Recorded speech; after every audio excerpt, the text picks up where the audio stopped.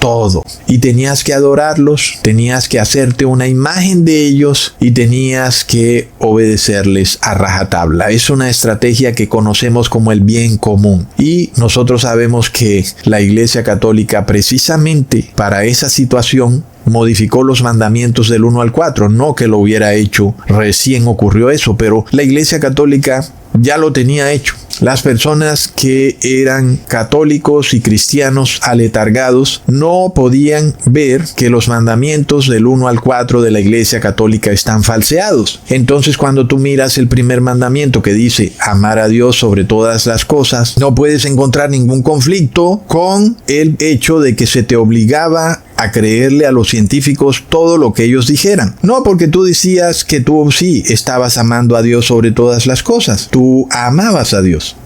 Luego la Iglesia Católica eliminó el segundo mandamiento, de manera de que no podías ver que se estaban haciendo una imagen de Dios. Estos científicos se estaban convirtiendo en algo así como un Dios en la tierra. ¿Y qué pasa ahí? Es una violación del segundo mandamiento.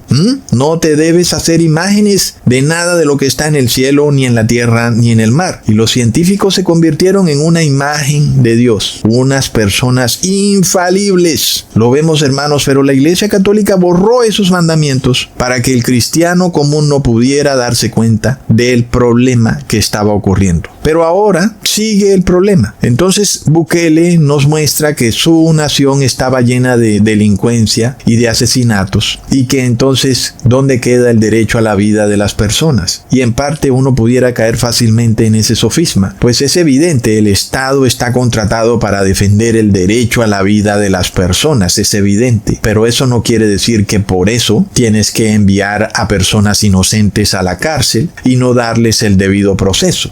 Eso no es ninguna excusa, pero ese fue el mismo sofisma en el que cayeron los fariseos. Es decir, que en la medida en que esto continúa, la retórica en la cual el derecho a la vida, el derecho a la paz y a la seguridad debe ser defendido, y que por eso los derechos individuales tienen que ser restringidos, eso nos lleva al mismo sofisma en que cayeron los fariseos y los saduceos en los tiempos de Jesús. Veamos en Juan capítulo 11 versículo 50. Ni pensáis que nos conviene que un hombre muera por el pueblo y no que toda la nación perezca. Ahí está, hermanos, es que es de locos. Supongamos que pudiera ser cierto, aunque no lo era, que las prédicas de Jesús terminarían haciendo que el imperio romano destruyera a Jerusalén. Aunque quedó bastante claro, Jesús le dijo a Pilato que él no era rey de este mundo y que él no venía a tumbar o a derribar a ningún gobierno ni gobernante. Pero esta era la clase de suposiciones que hacían los que caen en este sofisma del bien común. Ellos caen en un cierto delirio de persecución, en una paranoia, pensando que todos os vamos a morir. Y la realidad era que los fariseos estaban cuidando su poder político y religioso a como diera lugar. Seguramente entonces era su propia conciencia la que los acusaba, no solo a ellos, sino a la mayoría de habitantes de Jerusalén que no querían arrepentirse.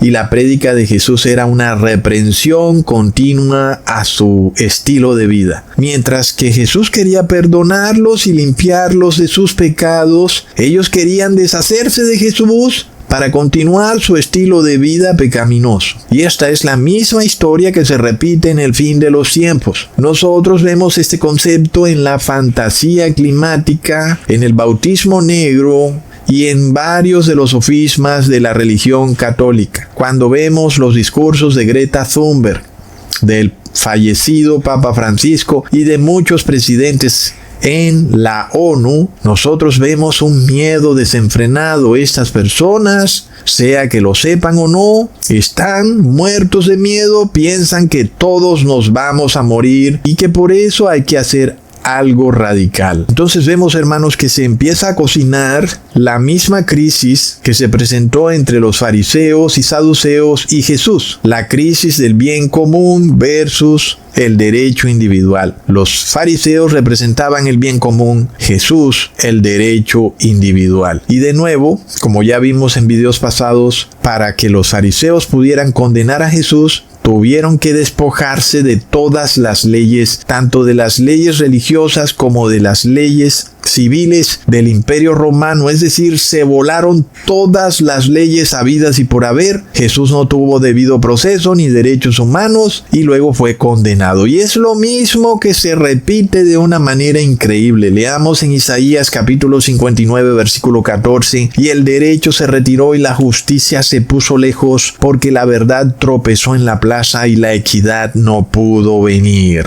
Hermanos, ustedes recuerdan hace mucho tiempo, inclusive antes de que se desatara el 2020, donde les presenté un video con un dilema. El dilema del tranvía. Uno de los dilemas morales más famosos es el problema del tranvía.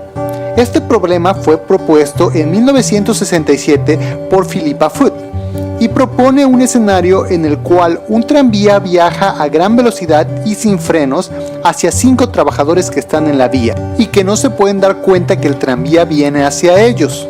Tú te encuentras junto a la palanca para cambiar las vías, de tal forma que si jalas la palanca, el tren se desvía hacia otra ruta, en la que desafortunadamente también hay un trabajador. Por lo que tienes dos opciones: no hacer nada, lo que resultará en la muerte de 5 personas, o jalar la palanca y ver morir solo a uno. ¿Cuál es la opción más ética? Es un dilema moral que es usado para enseñarle a las personas el dogma del bien común católico. Y es un dilema un poco como asustador, un poco como horrible. Es como si te sometieran a un cierto tipo de agenda del miedo, en donde un tren va sin frenos directo a matar 5 personas. Y tú resulta que estás en la vía al lado de una palanca que permite que el tren se desvíe y cambie de dirección. Pero resulta que si tú mueves la palanca y el tren se va a la nueva dirección, entonces justo ahí en esa nueva dirección hay una persona que está en la vía, y eso significaría que esa persona moriría, aunque también significaría que las 5 personas se han salvado. Entonces ahí viene el dilema de qué harías tú en una situación en donde tuvieras que decidir qué hacer. Si no haces nada, entonces mueren 5 personas, y si mueves la palanca, se muere una persona. Como ya sabemos, el 99% de las personas a las que se les pregunta qué harían en este caso si tuvieran que tomar esa horrible decisión, la mayoría, el 99% de las personas preferiría mover la palanca y salvar a las 5 personas, pero matarían a una persona. Y eso es lo que conocemos como el bien común, es decir, que esas personas fueron rápidamente sometidas a la doctrina del bien común y no se dieron ni cuenta. Plop. Hermanos, y es de locos, porque si tú no estás instruido en la sabiduría de Dios, fácilmente caes en eso. Tú también decidirías que es mejor mover la palanca para salvar a las 5 personas. Y yo pienso que tal vez hasta esto se les enseña a los gobernantes en Harvard. ¿Verdad que sí? Pero es muy extraño que esto ocurra en un caso de la vida real. Yo diría que es realmente imposible, pero vamos a suponer que sí ocurre en la vida real. Por ejemplo, con estos científicos que andan adulterando estadísticas, diciéndonos que todos nos vamos a morir si no los obedecemos y si no recibes su remedio especial, su elixir mágico, o que viene un cambio climático que va a destruir la Tierra si no empezamos a comprar estos nuevos vehículos, y si no nos despojamos de lo que ya habíamos comprado. Ustedes ya saben, ¿no? Obligándonos a comprar algo nuevo. Y si no lo hacemos, todos vamos a morir. Entonces, supongamos que se pudiera, supongamos que fuera cierto, que ese dilema vuelve y se presenta. Y lo que está haciendo Donald Trump también es un poco parecido a ese dilema, porque hay mucha delincuencia en Estados Unidos, no solo de parte de inmigrantes. Ya pronto vamos a ver que eso va a trascender a ciudadanos americanos. Hay mucha delincuencia, pero Trump quiere mostrar resultados rápidos donde el colectivo tenga una mejor percepción de la seguridad y de que con Trump todo va mejor, y por eso él quiere hacer las cosas muy rápido, quiere mover esa palanca que permita que los delincuentes se vayan directo a la cárcel muy rápido. Pero resulta que las leyes dicen que los delincuentes tienen derecho al debido proceso, pero eso tarda más tiempo en que se puedan capturar a los delincuentes, y Por supuesto, entonces, la decisión es esa, mover la palanca para capturar indiscriminadamente a personas que van por el camino. Tú vas aquí al lado de estos 3 pandilleros y resulta que tú en ese momento ibas a cruzar la calle y ya ahora te dicen que tú estabas con ellos y te capturan y te mandan a una prisión en El Salvador para poder salvar al colectivo, pero tuvieron que mover la palanca y algunos inocentes tienen que ser sacrificados, ¿verdad? Pues es el mismo problema. Miremos otro punto de vista. Bajo el sistema de democracia, las personas van siempre a preferir que el gobernante mueva esa palanca del tranvía y en donde este tren va sin frenos y no puede ser detenido de ninguna manera y va a matar al colectivo. Las personas votan para que el gobernante los salve. Y eso quiere decir que el gobernante que es elegido está obligado a mover la palanca y capturar a ciertos inocentes para salvar al colectivo. Esto es lo que ocurre en la democracia. Pero luego también tenemos a la República Constitucional, en donde hay leyes. Hay una constitución y hay derechos humanos que deben ser defendidos, sobre todo los derechos del individuo. Y resulta que según esas leyes, no importa si la mayoría votara para que el presidente baje la palanca, ¿verdad?, para salvar al colectivo y matar al individuo. Sin embargo, la Constitución no se lo permite y entonces el presidente no puede bajar la palanca por más que él quisiera.